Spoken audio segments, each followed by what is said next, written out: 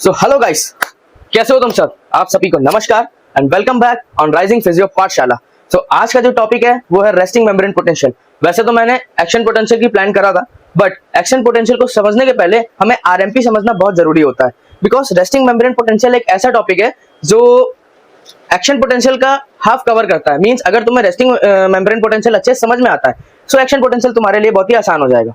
सो आज हम लोग रेस्टिंग मेम्ब्रेन पोटेंशियल को पूरा अच्छे से कवर करेंगे, साथ ही साथ इसमें जानेंगे कि सोडियम पोटेशियम पंप कैसे वर्क करता है, हमारे अंदर का एसिड बेस बैलेंस कैसे कवर होता है, साथ ही साथ इलेक्ट्रोलाइट बैलेंस कैसे होता है और इलेक्ट्रिक ग्रेडियंट पे कैसे बॉडी इक्विलिब्रियम पे वर्क करती है, सेल मेम्ब्रेन के बाहर कौन से चार्ज होते हैं, सेल मेम्ब्रेन के अंदर कौन से चार्ज होते हैं, सेल मेम्ब्रेन किसके लिए ज्यादा परमिएबिलिटी शो करती है, सब कुछ आज हम देखेंगे इस लेक्चर में। सो स्टार्ट करते हैं अपना लेक्चर। सो जल्दी सब लोग कॉपी पेन लेके तैयार हो जाओ, अपने नोट्स मेरे साथ साथ बनाना और ये पीडीएफ तुम्हें इंस्टाग्राम पे एंड टेलीग्राम पे मिल जाएगी। सो चिंता करने की कोई बात नहीं है एंड बढ़ते हैं आगे। So resting membrane potential, so start करते हैं अपना चैप्टर। जल्दी से सब लोग कॉपी पेन लेके तैयार हो जाओ एंड बहुत ही इंटरेस्टिंग तरीके से पढ़ेंगे। सो कौन कौन से टॉपिक हम कवर करने वाले हैं? सो कवर करेंगे हम सबसे पहले रेस्टिंग मेम्ब्रेन पोटेंशियल क्या होता है, फिर मेन फैक्टर्स, कौन कौन से फैक्टर हैं जो रेस्टिंग मेम्ब्रेन पोटेंशियल को कॉज करवाते हैं, फिर step by step procedure of RMP, resting membrane potential का step by step procedure, then sodium potassium pump क्या होता है एंड लास्ट में हम देखेंगे समरी। ठीक है, बढ़ते हैं आगे। So resting membrane potential and sodium potassium. So तुम लोग को इमेज दिख रही होगी, ये इमेज देख रहे हो, इसी तरह का होता है अपना क्या, सोडियम पोटेशियम पंप। ऐसा ही होता है अपना सेम सोडियम पोटेशियम पंप, और इसमें भी कुछ सोडियम एंड पोटेशियम जैसे आयन का कुछ ट्रांसपोर्ट चल रहा होता है सेल मेम्ब्रेन के अक्रॉस, एंड उसी को हम कह देते हैं क्या, सोडियम पोटेशियम पंप। चलो आओ देखते हैं इसका introduction. So introduction, what is resting membrane potential. ठीक है, सो अगर हम इसे तीन पार्ट्स में डिवाइड करते हैं, पहला क्या, रेस्टिंग, देन फिर मेम्ब्रेन एंड लास्ट में पोटेंशियल। इन चीजों को देख के हमें क्या लगता है कि कोई चीज होगी जो रेस्ट फेज पे होगी, एंड अगर मेम्ब्रेन है तो जाहिर सी बात है बॉडी के अंदर मेम्ब्रेन का आएगी, सेल मेम्ब्रेन ही हो जाएगी वो, तो रेस्ट फेज है, सेल मेम्ब्रेन की बात हो रही है, और पोटेंशियल क्या है, मतलब कि जो डिफरेंस उसके बीच में प्रोड्यूस हो रहा है उसकी बात हो रही है। तो जाहिर सी बात समझ में आता है कि अगर ये सेल मेम्ब्रेन है, सपोज करो ये क्या है, मेरा हाथ जो है ये सेल मेम्ब्रेन है, ठीक है, और इसके बाहर क्या प्रेजेंट है, आउटर यानी ठीक है एक्स्ट्रा सेलुलर फ्लूइड, एंड अंदर क्या प्रेजेंट है, इंट्रा सेलुलर फ्लूइड। अब according to resting membrane potential, outer cell जो सेलुलर फ्लूइड है और इंटर सेलुलर फ्लूइड है, इसके बीच का जो पोटेंशियल डिफरेंस आता है, यानी कि यहाँ पर जो मेम्ब्रेन के ऊपर पोटेंशियल डिफरेंस आ रहा होगा उसे हम कहते हैं क्या, रेस्टिंग मेम्ब्रेन पोटेंशियल, और जो कि कितना होता है, -70 millivolt and -90 millivolt. Neurons and जो अपने वो मसल होती है उनके लिए अलग अलग होता है, -70 मिलीवोल्ट एंड -90 मिलीवोल्ट। तो बात क्लियर हो गई, आखिर रेस्टिंग मेम्ब्रेन पोटेंशियल क्या होता है। सेल मेम्ब्रेन के आउटर का जो सरफेस है यानी कि एक्स्ट्रा सेलुलर फ्लूइड उसका और इंटरसेलुलर फ्लूइड, इन दोनों के बीच का जो पोटेंशियल डिफरेंस आता है उसे हम क्या कह देते हैं, रेस्टिंग मेम्ब्रेन पोटेंशियल। सो ये डेफिनेशन है जो तुम्हारे समझने के लिए लिखी हुई है, और एक डेफिनेशन वो है जो तुम एग्जाम में लिख के आओगे। सो जो नीचे है इंग्लिश में लिखी हुई है ये तुम्हें एग्जाम में लिखनी है, एंड ऊपर वाली डेफिनेशन समझने के लिए पढ़ देता हूँ। रेस्टिंग मेम्ब्रेन पोटेंशियल का मतलब है जब नर्व या मसल सेल रेस्ट में होता है, ओके, मतलब कोई सिग्नल पास नहीं हो रहा, बात क्लियर, तब उसके अंदर और बाहर के बीच का वोल्टेज डिफरेंस होता है, एंड ये यूजुअली कितना होता है, -70 वोल्ट होता है। ठीक है, बात क्लियर है। अब अगर दो चीज के बीच में कुछ पोटेंशियल डिफरेंस आ रहा है तो जाहिर सी बात है एक पहलू क्या होगा, पॉजिटिव होगा और दूसरा नेगेटिव होगा। जाहिर सी बात है अगर पॉजिटिव नेगेटिव दोनों है तभी जाके कोई पोटेंशियल डिफरेंस क्रिएट होगा। अगर पॉजिटिव पॉजिटिव होंगे तो कोई मतलब नहीं, एक दूसरे को रिपेल कर देंगे, नेगेटिव नेगेटिव होंगे तो भी रिपेल कर देंगे। अगर पॉजिटिव और नेगेटिव है तभी अट्रैक्ट करेंगे, तभी एक पोटेंशियल डिफरेंस भी कॉज होगा, वहां पे बनेगा। ठीक है, तो इसको समझो वापस से, ये अपनी क्या है, सेल मेम्ब्रेन। आउटर पोर्शन में जितने भी आयंस प्रेजेंट होते हैं वो क्या होते हैं, पॉजिटिव, एंड अंदर जितने भी प्रेजेंट होते हैं वो क्या होते हैं, नेगेटिव। ठीक है, मतलब कि जितना भी एरिया बाहर का एक्स्ट्रा सेलुलर फ्लूइड ये क्या कहलाएगा, पॉजिटिविटी से भरा होता है, और जितना भी ये अंदर का एरिया है यानी कि इंट्रासेलुलर फ्लूइड वाला, ये किससे भरा होता है, ये नेगेटिव आयन से भरा होता है। ठीक है, नेगेटिविटी से भरा होता है। तो बाहर का होता है पॉजिटिव, अंदर का होता है नेगेटिव, इन दोनों के बीच का difference that is resting membrane potential. बात क्लियर है? तो सिंपल लैंग्वेज में समझते हैं, सेल के अंदर नेगेटिव चार्ज होता है, बाहर पॉजिटिव चार्ज होता है, एंड इसी के डिफरेंस को क्या कह देते हैं, RMP, that is resting membrane potential. बात क्लियर हो गई? ओके, आगे बढ़ते हैं। अच्छा, ये डायग्राम फिर से देख लो एक बार, इसी डायग्राम में हम आगे पढ़ेंगे। ठीक है, क्या होता है सोडियम पोटेशियम पंप, क्या होता है लीक चैनल, क्या होता है, ये सब हम आगे देखेंगे। अभी के लिए बस ये समझो कि रेस्टिंग मेम्ब्रेन पोटेंशियल क्या होती है। तो जब भी तुमसे कोई डेफिनेशन पूछ ले कि भाई रेस्टिंग मेम्ब्रेन पोटेंशियल क्या होता है, तो जाहिर सी बात सीधे बताना भैया मेम्ब्रेन के जो आउटर लेयर होती है एक्स्ट्रासेलुलर फ्लूइड, इनर लेयर होती है इंट्रासेलुलर फ्लूइड, उनके बीच में जो डिफरेंस कॉज होता है पोटेंशियल डिफरेंस, उसे ही हम क्या कहते हैं, रेस्टिंग मेम्ब्रेन पोटेंशियल कह देते हैं। वहां से कहानी हो गई खत्म। आगे बढ़ते हैं। हाँ, अब बात करते हैं रेस्टिंग मेम्ब्रेन पोटेंशियल कैलकुलेट कैसे करते हैं। सो इसको जैसे भी समझना ऐसे, हमारे घर पे जब भी कोई इलेक्ट्रिशियन आता है तो वो अपने साथ में एक छोटी सी डिवाइस लाता है। वो क्या करता है कि उसमें दो चैनल होते हैं, एक होता है पॉजिटिव, एक होता है नेगेटिव, और कुछ ऐसे पेन जैसे इलेक्ट्रोड निकले होते हैं। ठीक है, पेन जैसे होते हैं। वो क्या करते हैं कि एक एक पॉइंट पर उन दोनों इलेक्ट्रोड को टच करके देखते हैं। ठीक है, टच करके उसको देखते हैं, उससे पता चलता है कि एक्चुअली में उस डिवाइस में कितना वोल्टेज वो कैरी कर रही है, कितना वोल्ट करंट वो ले पा रही है, सॉरी करंट जो होता है वो एमीटर से होता है, कितना वोल्ट वो ट्रांसफर कर पा रही है। ठीक है, उसमें कितना पोटेंशियल डिफरेंस आ रहा है, कितना वोल्टेज डिफरेंस आ रहा है, वो कैलकुलेट करता है। तो ऐसे ही उसी डिवाइस के थ्रू कैलकुलेट होता है हमारे बॉडी का भी क्या, रेस्टिंग मेम्ब्रेन पोटेंशियल। क्या होता है, उसी डिवाइस के थ्रू कैलकुलेट होता है रेस्टिंग मेम्ब्रेन पोटेंशियल।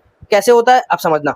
उसमें होता है दो इलेक्ट्रोड, एक होता है पॉजिटिव, एक होता है नेगेटिव, रेड और ब्लैक कलर का। अब तुम्हें यहाँ भी दिख रहा होगा, ध्यान देना, ये बना हुआ है अपना क्या, वोल्टेज सॉरी वोल्टमीटर। ठीक है, अब इससे क्या निकला, एक निकला रेड कलर का इलेक्ट्रोड, जो हमने क्या किया, अंदर डाल दिया। कहाँ डाल दिया, अंदर, यानी कि जो हमारा इंटरसेलुलर मेम्ब्रेन है, फ्लूइड वाली लेयर, उसमें हमने उसको इंसर्ट कर दिया। क्यों, क्योंकि हमें दोनों पॉइंट का चाहिए। अगर हम दोनों इलेक्ट्रोड सरफेस पे रख देंगे तो कोई पोटेंशियल डिफरेंस ही नहीं आएगा। क्यों, क्योंकि दोनों पॉजिटिव चार्ज हो जाएगा, रिपेल कर जाएगा, नो डिफरेंस। हमें क्या चाहिए, एक नेगेटिव पे जाए, एक पॉजिटिव पे जाए। तो हमने क्या किया, एक डाल दिया अंदर की ओर, ठीक है, उसको नेगेटिव वाले एनवायरमेंट में भेज दिया। एक हमने क्या किया, एक रख दिया हमने ऊपर, उसने क्या किया, उसने पॉजिटिव वाले एनवायरमेंट को चेक किया। अब इन दोनों के बेसिस पे हमें क्या मिल गया, पोटेंशियल डिफरेंस, जो कि कितना होता है, -70 मिली वोल्ट। कितना होता है, -70 मिली वोल्ट। तो ये होता है प्रोसीजर कुछ रेस्टिंग मेम्ब्रेन पोटेंशियल को चेक करने का बॉडी के अंदर। बात क्लियर है, पूरी तरह से बात क्लियर है। ठीक, अब साथ में यहाँ पे एक चीज और समझ लो, यहाँ पे दो तरह के आयन होते हैं, बेसिकली तीन तरह के होते हैं, तीनों को समझ लेते हैं। पहला आयन होता है अपना sodium, potassium and chloride ion होता है। तीन होते हैं, सोडियम, पोटेशियम, क्लोराइड। तो सोडियम पोटेशियम तो प्लस होते हैं, positive charge, Na plus plus and K plus. ठीक है, एंड तुम्हारा जो Cl होता है वो माइनस होता है, क्लोराइड आयन। ठीक है, तो बस अभी ये समझो कि जितना भी सेल का आउटर एनवायरनमेंट होता है, ध्यान से देखना, यहाँ पे तुम्हें ज्यादा तादाद में दिख रहे होंगे सोडियम के आयन। ठीक है, यहाँ पे तुम्हें सबसे ज्यादा क्या दिख रहा है, सोडियम। तो सेल के बाहर सबसे ज्यादा क्या प्रेजेंट होता है, सोडियम। और सेल के अंदर वाले एनवायरनमेंट में तुम्हें सबसे ज्यादा क्या दिख रहे होंगे, सबसे ज्यादा दिख रहे हैं पोटेशियम। तो सेल के अंदर क्या प्रेजेंट होता है, पोटेशियम। तो इसको ध्यान रखना कि एक्स्ट्रा सेलुलर फ्लूइड में प्रेजेंट होता है सोडियम, इंट्रासेलुलर फ्लूइड में प्रेजेंट होता है पोटेशियम ज्यादा मात्रा में। ठीक है, और बचा रह गया तुम्हारा Cl माइनस आयन। कौन सा बचा रह गया, Cl माइनस आयन। तो ये कहाँ पर प्रेजेंट होता है, ये भी प्रेजेंट होता है अपना एक्स्ट्रा सेलुलर फ्लूइड में। ये भी कहाँ प्रेजेंट होता है, ये भी होता है अपना ECF में। कहाँ प्रेजेंट होता है, ECF में। सो ये वाला जो बाहर का एनवायरनमेंट है, ये हो गया तुम्हारा क्या, ECF एक्स्ट्रा सेलुलर फ्लूइड, और ये वाला क्या हो गया, ICF इंट्रासेलुलर फ्लूइड। बात क्लियर है यहाँ तक, अब आगे बढ़ते हैं। तो ये समझ में आ गया कि आरपीएम को हम कैसे मेजर करेंगे और उसमें कौन कौन से आयन्स होते हैं और वो आयन कहाँ कहाँ पे प्लेस होते हैं। तीन फैक्टर कौन से होते हैं जो रेस्टिंग मेम्ब्रेन पोटेंशियल को कॉज करने में हेल्प करते हैं। तो बात करते हैं पहले फैक्टर की। जो पहला फैक्टर है वो है अपना क्या, सेलेक्टिवली परमिएबिलिटी ऑफ मेम्ब्रेन।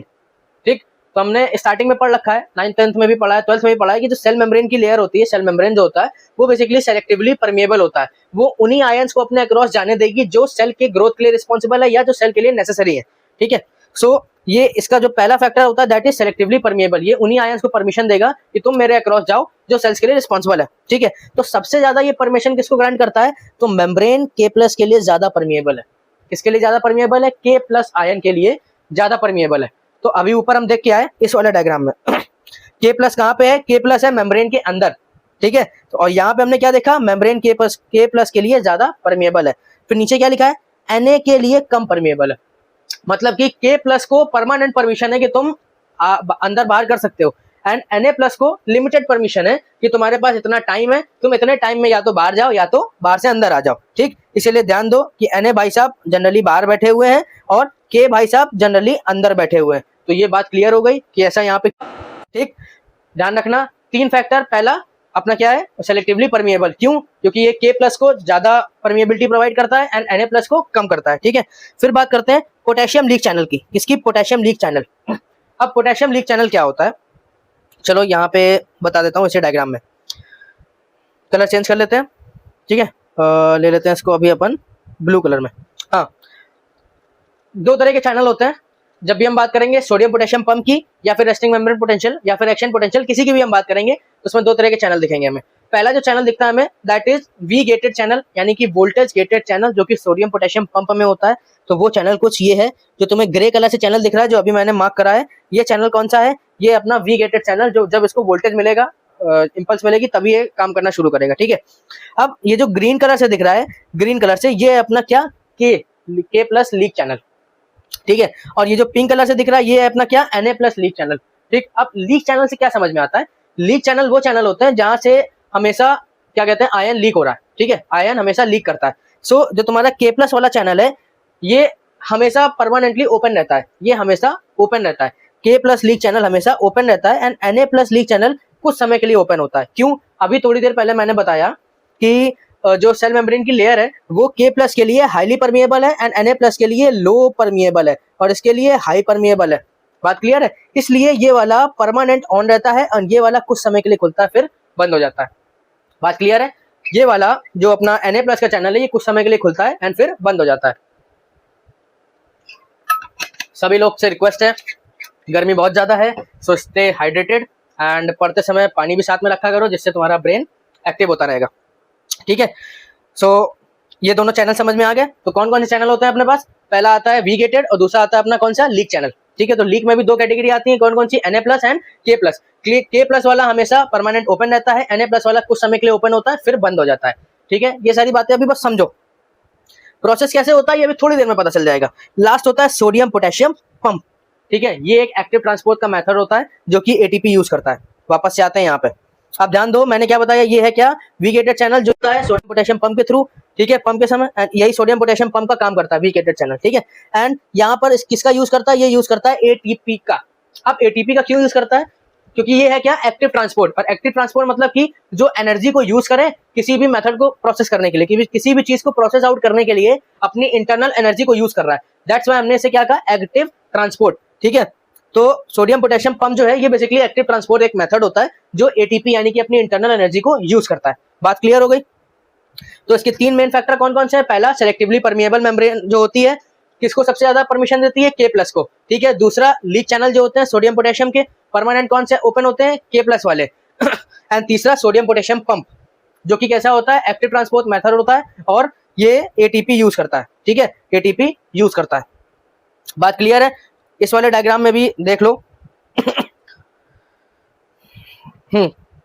ध्यान देना इस वाले डायग्राम में भी, जस्ट अ मिनट, हाँ अब ध्यान देना इसमें। जो मैंने ग्रीन कलर से बनाया हुआ है, ये अपना कौन सा, ये अपना सोडियम पोटेशियम पंप, ठीक है। जो मैंने रेड कलर से शो करा हुआ है, ये अपना क्या, कौन सा, के वाला जो लीक चैनल है, ठीक है। और जो मैंने ब्लू कलर से शो करा हुआ है, ये अपना क्या, सोडियम का लीक चैनल। बात क्लियर है? तो ये तीन हो गए चैनल, और यही डायग्राम तुम्हें अपने एग्जाम में भी बनाना है रेस्टिंग मेम्ब्रेन पोटेंशियल को शो करने के लिए, ठीक है। रेस्टिंग मेम्ब्रेन पोटेंशियल को शो करने के लिए तुम्हें एग्जैक्टली सेम डायग्राम बना के आना है। इसे लिख लो, IMP, इंपॉर्टेंट, ओके। देखो, मैंने जो पीडीएफ तुम लोग के लिए डिजाइन करी है, ये तुम लोग को मेरे टेलीग्राम चैनल पे मिल जाएगी क्लास के जस्ट बाद, ठीक है। जब क्लास लेक्चर अपलोड हो जाएगा उसके आधे घंटे बाद तुम्हें मेरे टेलीग्राम चैनल पे मिल जाएगी, एंड इसको डाउनलोड कर लेना, इसी से पढ़ना। यही कंटेंट तुम्हें पेपर में भी लिख के आना है। जिस फॉर्मेट में मैंने कंटेंट दिया हुआ है, पहले इंट्रोडक्शन, फिर मैंने जनरल उसके बारे में बताया, इंट्रोडक्शन दिया, फिर उसके फैक्टर्स दिए, फिर मैं जितना भी मैं अभी कंटेंट पढ़ाऊंगा, ये तुम्हें एक इसी सीरियल फॉर्म में प्रेजेंट करके आना है। यही डायग्राम तुम्हें वहां पे बनाने होंगे, ठीक है। चलो अब बात करते हैं इसके प्रोसीजर की। तो आखिर ये रेस्टिंग मेम्ब्रेन पोटेंशियल कैसे कॉज होता है, ठीक है। तो ये तो भाई अपना किताबी ज्ञान है, तो इसको हम बाद में लेंगे। सबसे पहले अभी अपन आते हैं नीचे, यहाँ पे हम समझते हैं कि हमने रेस्टिंग मेम्ब्रेन पोटेंशियल को कैसे बनाना है। एग्जाम में आया तो हम उसे डायग्रामेट्रिकली कैसे प्रेजेंट करेंगे।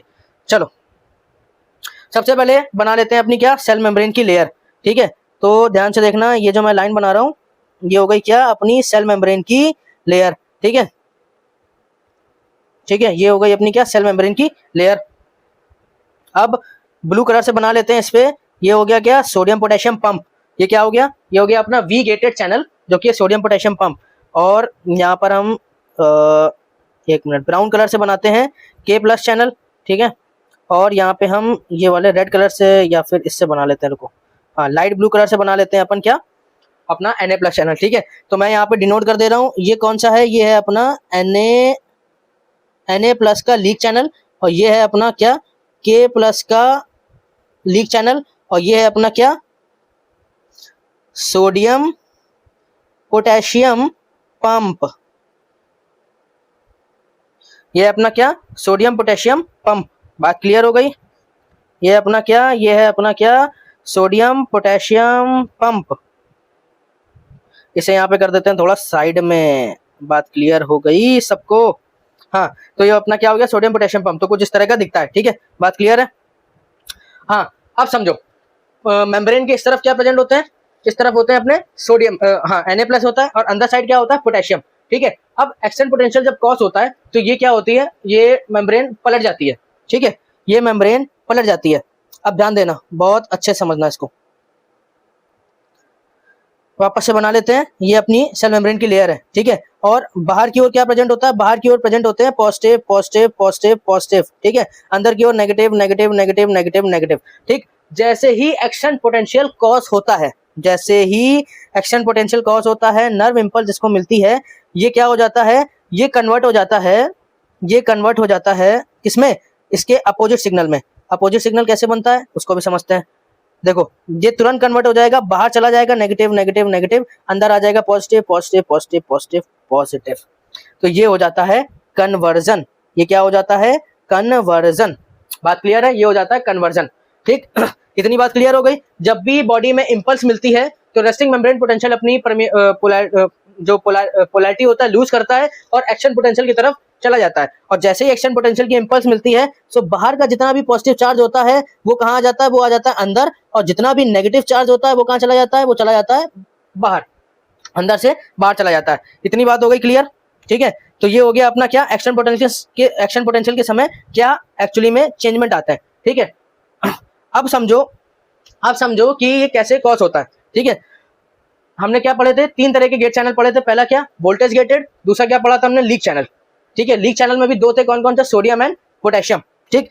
जैसे ही रेस्टिंग मेम्ब्रेन पोटेंशियल चालू होता है, सो जो अपना सोडियम पोटेशियम पंप है वो सबसे पहले अपना काम करना शुरू करता है। वो क्या करता है कि जैसे मान लो ये लेयर है, ठीक है, अकॉर्डिंग टू जो अपना वो चल रहा था एक्शन पोटेंशियल, उसमें क्या हुआ कि बाहर की ओर K+ ज्यादा आ गए, ठीक है, बाहर की ओर K+ ज्यादा आ गए, K+ ज्यादा आ गए, K+ ज्यादा आ गए। Na+ यहाँ पर कुछ ही है, ठीक है, Na+ यहाँ पे एक आध है, ठीक, और अंदर Na+ कितने हैं, ज्यादा है, क्या है, Na+ ज्यादा है, क्या है, Na+ ज्यादा है, ठीक है, और K+ कुछ 1-2 है, K+ कुछ 1-2 है, ठीक। अब ये क्या करेगा, ध्यान से समझना, ये क्या करेगा, ये तुम्हारे जितने भी Na+ है, ठीक है, जितने भी Na+, इनको 3-3 के पेयर में बाहर भेजना शुरू करेगा। मतलब कि एक टाइम पे 3 Na+ कहाँ जाएंगे, 3 Na+ कहाँ जाएंगे, 3 Na+ बाहर जाएंगे, ठीक है, 3 Na+ बाहर जाएंगे। कहाँ सेट करें इन्हें, रुक जाओ, एक टाइम पे 3 Na+ कहाँ जाएंगे, बाहर जाएंगे, तो इनको बाहर भेज देते हैं। एक टाइम पे 3 Na+ बाहर जाएंगे, ठीक है, और 2 K+ अंदर आएंगे। कहाँ आएंगे, 2 K+ अंदर आएंगे। बात क्लियर हो गई। एक टाइम पे 3 Na+ बाहर जाएंगे, 2 K+ अंदर आएंगे, ठीक। तो तुमने ध्यान से देखा होगा, यहाँ पे मैंने क्या किया, फिर से इसको लिख लेते हैं एक बार।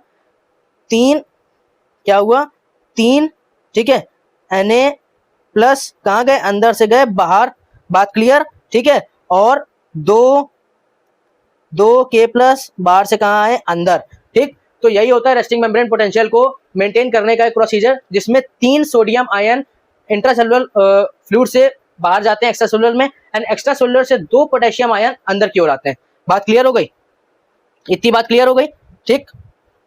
अभी तक जो सेल में था, बाहर की ओर सबसे ज्यादा जब एक्शन पोटेंशियल कॉज होता है तो उस टाइम पे सबसे ज्यादा बाहर क्या प्रेजेंट होते हैं, हो जाता है तुम्हारा क्या, पोटेशियम, अंदर की ओर आ जाता है सोडियम। तो अब तुम्हारा वापस से रेस्टिंग मेम्ब्रेन पोटेंशियल को मेंटेन करने के लिए सेल क्या करती है, 3 सोडियम को अंदर से बाहर फेंकती है, फेंका 1 2 3, और 2 पोटेशियम को यहां से उठाया, अंदर रखा, एक और दूसरा ये रख लिया, ठीक। तो इतनी बात क्लियर हो गई। अब इनके बीच में नेगेटिव डिफरेंस कैसे क्रिएट हो रहा है, ध्यान रखना कि सेल के जो इंटरनल जो लेयर होती है, साइटोप्लाज्मिक लेयर इंट्रासेलुलर फ्लूइड वाली, वहां पे पहले से ही कुछ नेगेटिव आयंस प्रेजेंट होते हैं, लाइक फॉस्फेट आयंस, ठीक है। इस तरह के कुछ आयंस पहले से ही प्रेजेंट होते हैं, ठीक। अब क्या हुआ कि जो पोटेंशियल डिफरेंस बन रहा है, ध्यान देना, 3 सोडियम बाहर जा रहे थे और 2 पोटेशियम अंदर आ रहे थे, ठीक है ना, 2 पोटेशियम अंदर आ रहे थे, तो होता क्या, सोडियम पोटेशियम पंप। अब हमने क्या करा, अगर हम 2 - 3 का डिफरेंस देखें तो कितना बन के आता है, -1।